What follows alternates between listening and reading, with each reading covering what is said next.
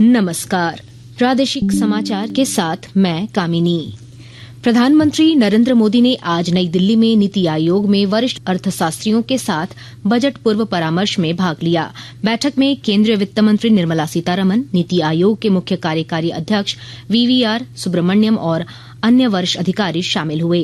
केंद्रीय बजट वर्ष 2025-26 के लिए बजट पूर्व परामर्श की शुरुआत इस महीने की 6 तारीख को शुरू हुई। केंद्रीय वित्त मंत्री ने विभिन्न राज्यों के वित्त मंत्रियों, किसान संघों, अर्थशास्त्रियों और सूक्ष्म, लघु और मध्यम उद्यमों के साथ परामर्श किया था। केंद्रीय वित्त मंत्री आगामी 1 फरवरी को लोकसभा में वर्ष 2025-26 का बजट पेश कर सकती हैं। 3 दिवसीय दौरे पर झारखंड पहुंचे सूचना और प्रसारण राज्य मंत्री डॉक्टर एल मुरुगन आज पलामू में सुशासन सप्ताह के तहत आयोजित जिला स्तरीय कार्यशाला को संबोधित किया। इस मौके पर उन्होंने कहा कि जन समस्याओं के समाधान के लिए केंद्र सरकार प्रतिबद्ध है। उन्होंने जनहित में केंद्र सरकार द्वारा उठाए गए कदमों की जानकारी दी। जोर से आगे बढ़ने के लिए हमारा प्रधानमंत्री जी आज काम कर रहे हैं। वो गरीब कल्याण अन्न योजना है और घर घर पानी देने के लिए जल जीवन मिशन है, प्रधानमंत्री आवास योजना है, आयुष्मान भारत कार्ड है, ऐसे अन्य स्कीम्स हमारा प्रधानमंत्री जी ने हमारा का लोग दिया। इससे पहले सूचना और प्रसारण राज्य मंत्री ने आकांक्षी जिला कार्यक्रम के तहत पलामू में चल रहे विकास कार्यों की समीक्षा की। इस दौरान जिले के उपायुक्त और अन्य अधिकारियों ने उन्हें केंद्र प्रायोजित योजनाओं की प्रगति की जानकारी दी। उन्होंने विकास कार्यों के प्रभावी क्रियान्वयन पर जोर दिया। अपने पलामू दौरे के क्रम में वे आज हरिहरगंज में सामुदायिक स्वास्थ्य केंद्र और एसएससी आवासीय विद्यालय का निरीक्षण करने के साथ ही यहां हो रही स्ट्रॉबेरी की खेती का भी जायजा लेंगे। गिरिडीह में बेटी पढ़ाओ बेटी बचाओ के तहत कई कार्यक्रम आयोजित किए गए हैं। विस्तृत ब्यौरा दे रहे हैं हमारे संवाददाता।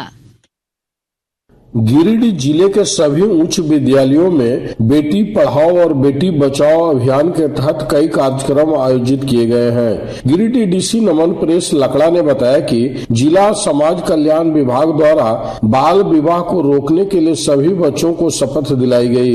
डीसी ने बताया कि बच्चों को 4 अधिकार मुख्य रूप से है, जिसमें जीने का अधिकार, विकास का अधिकार, सुरक्षा का अधिकार एवं सहभागिता का अधिकार शामिल है। डीसी लकड़ा ने बताया कि गिरिडीह में बाल संरक्षण विभाग इस दिशा में लगातार गंभीर प्रयास कर रहा है। रमेश प्रभाकर, आकाशवाणी समाचार, गिरिडीह। राजधानी रांची में आज पंचायती राज विभाग की ओर से राष्ट्रीय पेसा दिवस समारोह का आयोजन किया गया।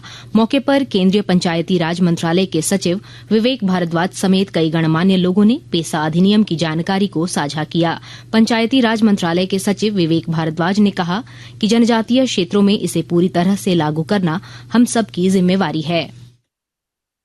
पेसा कानून अधिकार देता है सभी जनजातियों को कि वो अपनी सांस्कृतिक विरासत की प्रिजर्वेशन करें और इसलिए उन सारी प्रथाओं को सूचीबद्ध करना, लिपिबद्ध करना बहुत जरूरी है। ये कानून ही कहता है और हम झारखंड राज्य सरकार के साथ काम करना चाहते हैं जिससे कि हर गांव की, हर ग्राम सभा की, हर जनजाति की जो भी प्रथाएं हैं एक जगह उनको लिपिबद्ध किया जाए और हम इसमें सभी का सहयोग चाहेंगे।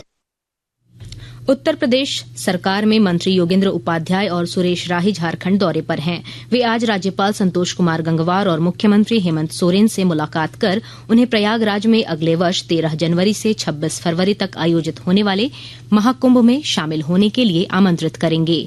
उन्होंने इस राज्य के लोगों को भी महाकुंभ का हिस्सा बनने का आग्रह किया है। इधर रेलवे ने महाकुंभ को लेकर रांची टुंडला रांची कुंभ मेला स्पेशल ट्रेन चलाने का निर्णय लिया है।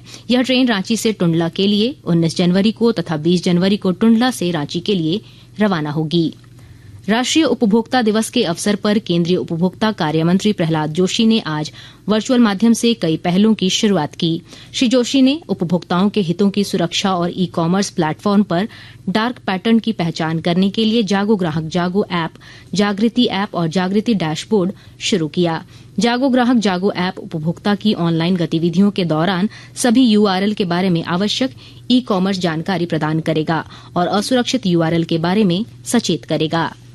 इसके साथ ही आकाशवाणी रांची से प्रादेशिक समाचार का ये बुलेटिन समाप्त हुआ। आपसे अगली मुलाकात होगी शाम 4 बजे प्रादेशिक मुख्य समाचारों के साथ। नमस्कार।